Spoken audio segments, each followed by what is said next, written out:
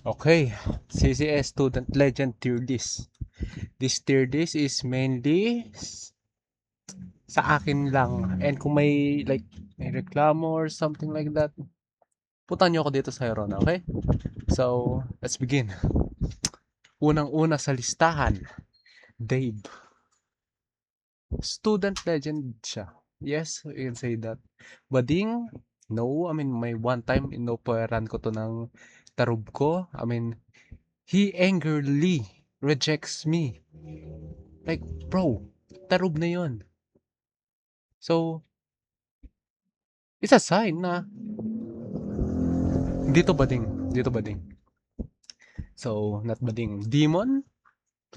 Demon siya kung paano ako murahin non-stop. So, pwede. Ayun lang. Demon siya kung murahin ako. So, ako hindi ko naman siya mamura kasi, di ako yung type na bumabawi sa mga tao-tao, di ba? So, pwede siya sa demon. So, check muna natin sa ibang list. Ayos-ayos. Hindi eh. Hindi eh. Tangina niya eh. Labing person. Ikaw ba naman nagmahal ng 7 years? Hindi mo masabing labing person? Pwede. Pwede tong labing person. Pero, team sawi. Una, nasaktan.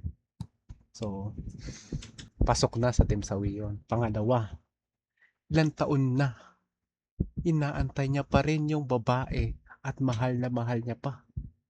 Knowing na may BF na yung babae. So, so, tangina. Kung, kung sa team sawi lang, ito yung number one eh. So, unang-una ka sa listahan, team sawi ka. Okay? Pangalawa, Irvine. Bading? Mga jokes niya, oo, bading. Bading, bading. Itsura niya, mukhang manununtok, pero at the same time, mukhang chucho pa. So, parang na-cut off doon yung manununtok. And chucho pa. So, parang wala na siya sa spectrum ng kabadingan. If you know, you know, okay? So, hindi siya bading. Demon? Demon magmahal. Pwede, pwede. Alam ko yan. Itong storya ni Irvine, pang cinema to. So, ay, gusto ko sabihin lahat ng nangyari pero let's say before the another video, okay? So, Demon, pwede siya. Ayos-ayos.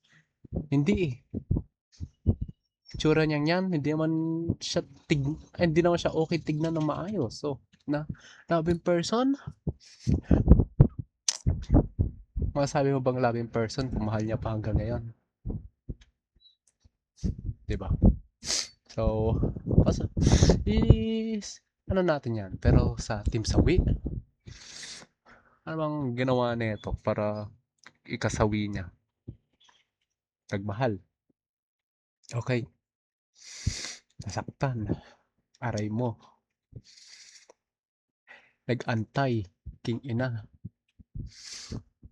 Pang-apat, nag-antay ulit. King ina.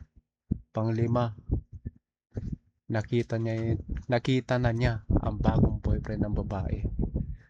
So, ewan ko kung anong mapipil ko doon. Kung ako yon, tangina, iiyak siguro ako. Legit lang. Pero, I mean, life goes on, di ba? Pero, eto si Irvine, team sawi. Pasok na pasok. So, dalawa na tayong team sawi. Pangatlo, Anthony. Bading? Wouldn't say na bading siya kasi I mean, knowing Anthony, may personality siyang medyo bading sa akin. Pero, I get it kung bakit siya bading. Para sa mga Eya cakes. So, ay ang gusto ng Eya cakes, yung may feminine intuition, mga gano'n, mga feminine side and shit. Pero hindi ko siya papasok sa bading. I know his game, man. I know his fucking game. So, Demon sa Left 4 Dead, pwede. Ikaw ba naman kadami mong achievement like badges and shit sa Left 4 Dead. So, It's up there, okay? Ayos-ayos. Sa picture niya, oo, maayos siya. Aminin ko yan. Tangina, sinisipon ako. Aminin ko yan. Pero yun lang eh. I mean, mas okay pa sa Demon kaysa sa ayos. Pero, check pa natin yung iba. Loving person?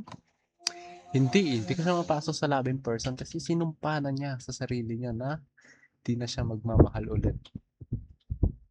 Pagkakasabi niya. Pero, knowing Anthony, may pagkasinungaling din to eh. Pero, I'm just here for the show. Tapos, Team Sawi, ano pa nangyari sa kanya? Umamin na reject. Pasok na ba sa Team Sawi yun? For me personally, I mean, parte ng buhay na ma-reject eh. Pero like, ma-reject ka sa ganun tapos ma-consider kang Team Sawi, medyo 50-50 pa ako. Pero, sa akin lang yun sa akin lang. Pero, malay mo kay Anthony, yung pagka-handle niya ng rejection is sobra-sobra compared to me, di ba? So, lalagyan natin siya sa Team Sawi considering his feelings, okay? Miken, hindi to bading. Etong pinakalalaki sa CCS, Student Legend participants. So, di siya pwede dyan. Demon sa ACADS, aaminin ko. Ayos. Ayos.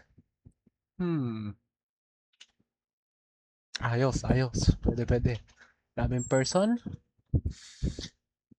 Nakita ko naman kung paano niya, like, kamahal si Kaones as a friend. Like, kinaguide niya sa mga ganto-ganyan. Habang ito si Kaones is tatanga-tanga. And itong si Mika naman is, parang, yung sabi niya kay Kaones, I'm here lagi. Kung may problema ka, kung tatanga-tanga ka, you can call me. So, pwede siya loving person. Team Sawi, I need more, Miken, para ma-consider kang Team Sawi. I need more. Etong tatlong to, etong sa Team Sawi tier list, may mga lore na eh. Gusto ko pang malaman lore mo. Pero, loving person pwede, pero I think may okay na tier list sa'yo. Draw above.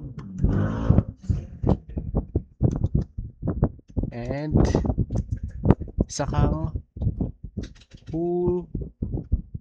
hulog ng langit. Diyan ka nababagay, Miken. And I think yung list na yan is para sa'yo lang. Okay? So, on to the next one. Si Mike, as a CCS Student Legend, pasok siya. So, bading ba siya? I don't know eh. Like,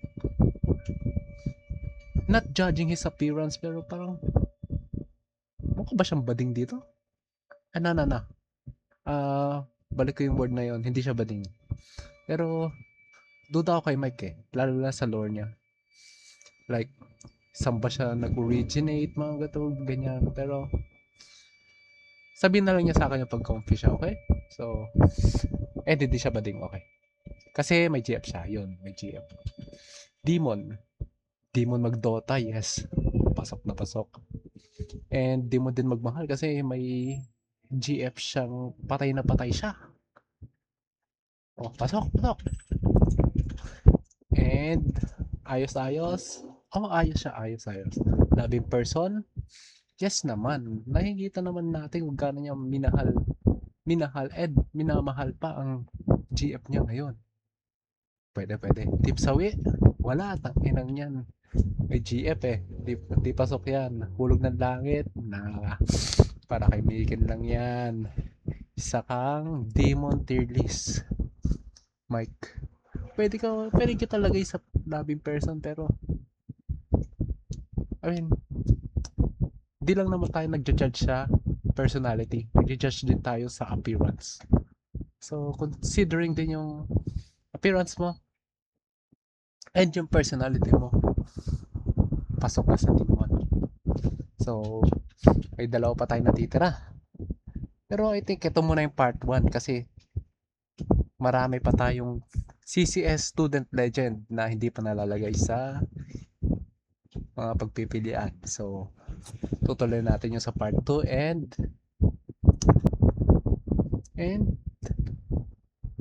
kawawa naman ang team sa win. But that's all for today. See you sa part 2, men.